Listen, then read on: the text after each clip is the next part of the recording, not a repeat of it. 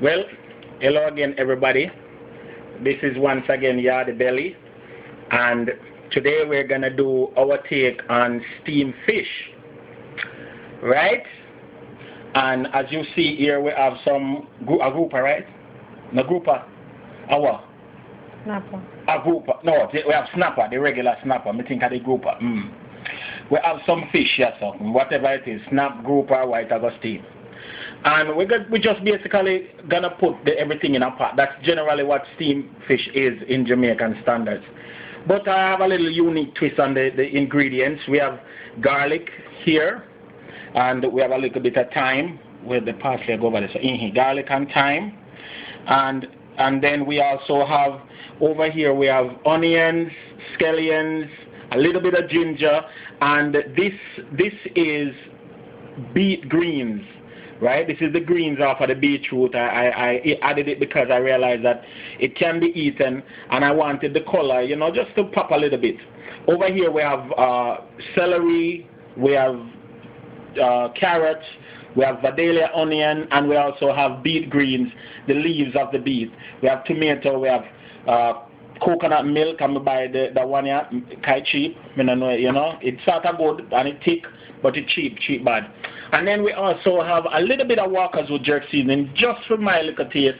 And we have Mrs. Dash because, as you know, we are working with the low salt content in our foods. Right here, I wanted to introduce this to you. This is turmeric, and me get this from my church sister. And turmeric is very good. It aids in reducing inflammation, and you can add it to anything for color and everything. We have a tomato. Oh, over here, so also, may have some Trinidad seasoning, fresh seasoning from Trinidad. I may tell you, ladies and gentlemen, I've been using it. Me get the bottle here as well. And then we have butter, and we're going to be doing our steamed fish. All right? In the pot, I already have oil going. And so the first thing that I'm going to do is add my garlic. And I put my garlic in first because I want my garlic to start a little bit of burning. And from there we will basically just add everything and build up momentum from there.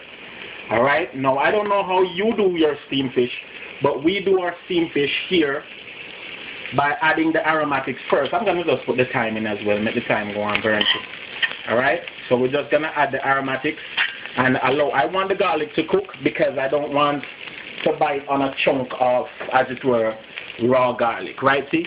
Right. Over here, so, may I have to introduce them to this. We have dumpling. And the dumpling, I go and bad, see? And sweet potato. And sweet potato. Alright, back off of the camera. It has sweat up the camera. So we have our aromatics, and they're doing very, very nicely. Now, this is the type of food where you basically put it in at the pot and you leave it, make it just do its thing. And fish, as you know, fish don't take that long to cook. What we really want to get out of this is the flavors. We want the garlic to start, we want the garlic to start, as it were, the flavor to be extracted, right? Exactly. Right. All right. Then, well, make the garlic stay a little bit and do. I want to turn up the pot. I'll turn up the stove, make it do so that the video don't run out.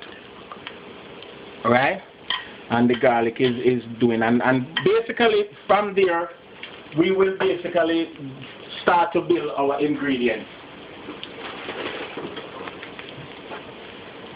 I have some okra, but the okra is frozen, and so I have to leave it in the freezer a little bit longer because I don't want it to come out and start get soft. Soggy.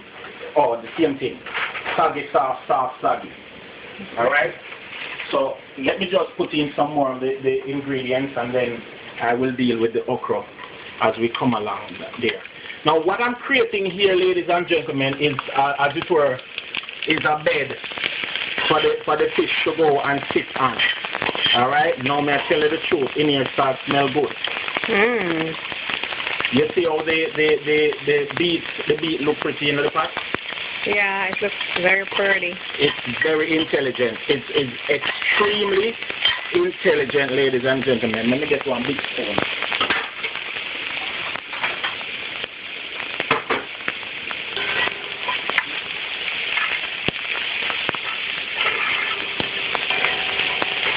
as you notice as well, I don't use a lot of oil because we want the fish to start steaming in its own juices, and we don't really want it to fry. I'm just using oil for the purpose of sauteing up these vegetables right now.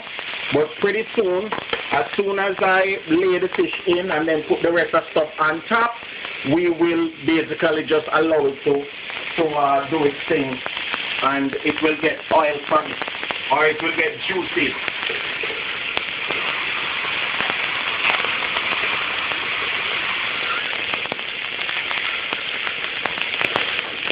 Here are my okras, and as you notice, they are nice and green, just coming out of the freezer. When you want to save things and don't make things get lost, you don't want things to dehydrate for you and whatever. Or the dumpling are boil over, let me turn on that. Okay, so now I put in my fish. And these are some massive fish. So that's why we cut them, because we pack little. So we're not extraordinarily rich. So a big pot.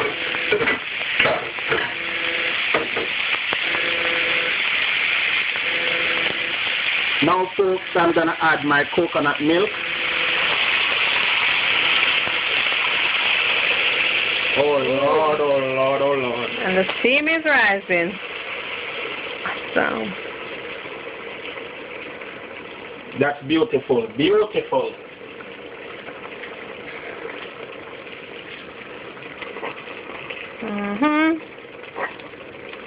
Ladies and gentlemen, this is our Caribbean-inspired steamed fish, and let me tell you something. What I'm doing right now is just creating a little, as I said before, a little bed where all of this nice, beautiful action is going to happen. And as you see, we're going to be just piling our ingredients on more and more until we get to the place where we really want it to be. Okay, now at this time I'm going to add some of my Trinidadian spice, and that's the fat I take out of the seed. And I'm telling you, if you can smell this spice, ladies and gentlemen, the smell of it is amazing. It is amazing. It's a whole host of flavor, and if you notice, I'm putting it in the head because, you know, when my wife gets up on the fish head, that's all. It's not peppery, is it? No, it has basically no pepper at all, and it has no salt. But let me explain to you, ladies and gentlemen, it has a host of seasoning. It's amazingly good, and you add it to almost anything at all that you want to flavor.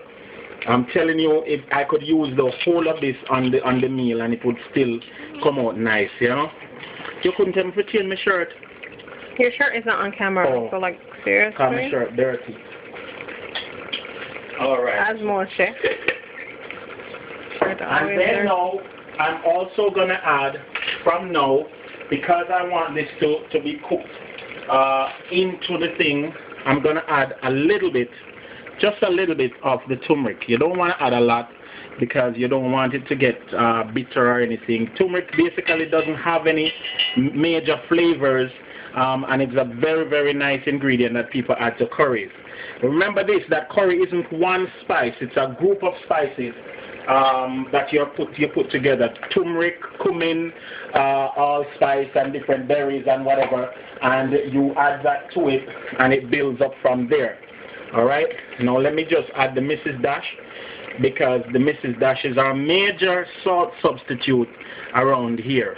Alright, and as you can see, ladies and gentlemen, I have created, as it were, a very nice place to start.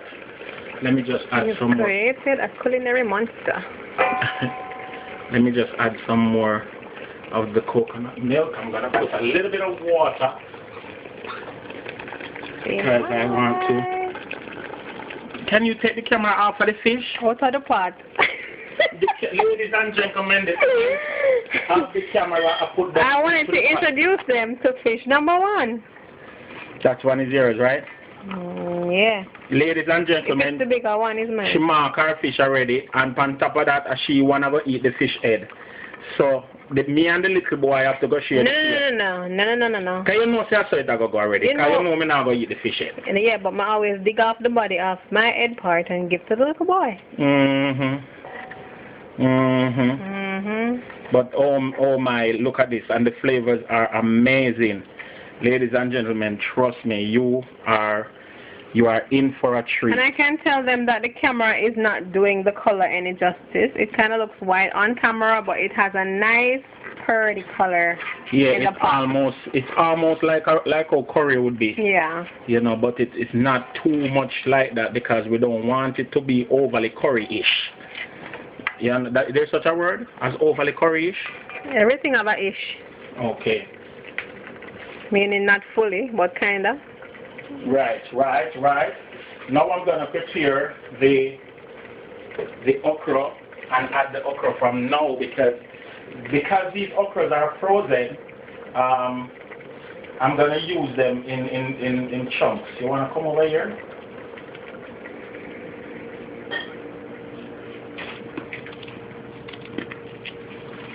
So because it's frozen okras, I'm gonna use them in bite-sized pieces. And what the okra will generally do is just melt away into the pot and help to create a nice rich sauce. Now, Gumption, Lord have mercy. You hear this lady talking about gumption, ladies and gentlemen? Now, before I was introduced to the dumpling and the something and the sweet potato. I was gonna be doing water crackers as usual, but the wife said that too much water crackers, man. It like me have a water crackers belly. Everything a water crackers. So she said she want dumplings. So I told her if she make it, she can have it. So she made the dumpling, ladies and gentlemen, and I am making the fish. We tried to go a little healthy with the dumpling by adding some cornmeal, but not too much cornmeal though. Yeah, because we don't want it to feel cornmeal-y. Yeah. You know, because some people make cornmeal dumpling and proud of it, but when you bite it, you think of a hard porridge or ton cornmeal you eat, and that's not right. No, sir. That is very appalling. Right? You have to back me in at this something, you know? Yeah. It's appalling. So this is our okra, the first of our fresh ingredients that we're gonna put in, and it's pretty. Come with it. Watch out the okra pretty now. Come, we're going to the pot, into the pot now, ladies and gentlemen. The okra are into the pot. Amen. The okra is into the pot. Glory, hallelujah, when the okra came. When the okra came. When the okra came. Don't blame me when your video is shaky. Like. Boy. But this is so beautiful, trust me. Like you're ready to eat already, don't you? Already a long time. Oh Lord, help our Jesus. What should I use next? Should I put the tomatoes? Yeah. I don't think most people put tomato, but I like tomato. Yeah, introduce them to the tomato because then you are forced me. Yeah, that was my doing. That was my suggestion, to put the tomato. I know most people may not put tomato in steamed fish typically, but yeah. And one of the things that I wanted to also do, because we are trying to be as creative as possible with our dishes, and so if you notice, we don't want it to be stereotypically what everybody else would do. You know, we want our dishes to be a little bit on the different side so that it's creatively appealing. Very unique. And unique. Right? And please, we know the word unique. We know the word unique because we like talks. Our own, what you call it? It's so pretty right now. We want to talk our own language while we say unique. So nobody one like so we don't know what unique. Anyway, but it look very conducive to eating. Right? Yeah. You like it? Yeah. You gonna eat it? Yeah. Aye. Now, ladies and gentlemen, when you put on a pot like this now, what you expect? As I said, this would have been a beautiful dish in and of itself. I have to add a little bit of black pepper if I can find it here at this stage. when you put on a dish as beautiful as this, ladies and gentlemen, what you leave people to do, but to eat. I know there are some folks out there who they can do a good steamed fish, and I have no problem with that. I have nothing against you doing your own beautiful version of this dish, you know, but this is my version. This is the Yardy Belly version. What is that now? This is pimento seeds, and I'm the crazy guy who, as I'm in the kitchen looking around, I see stuff that I say, you know, I should add that, I should add that, I should add that. This is fish seasoning from Ochereas. I don't really want to add a lot of it, but it's in the cupboard, so I just use a little bit of it. So bear with me. Already on it. Yeah, bear with me, folks. All right, so let's get out of the cupboard now, because see the wife started. I said, she don't like when me in the cupboard. She prefer when me have the fresh stuff. No, that's not the issue. Is that, you know, my salt issue. I can't take too much salt because of my recent. Those of you who out there who have the issues with the blood pressure. Right. I not even want to call the name because me is a boy not accepting those things. But don't have it. But still, it's just a wake up call to eat healthy. Now, as you see, I have fresh ingredients here, and these ingredients, I'm not even gonna let them wilt too long before I shut the pot off.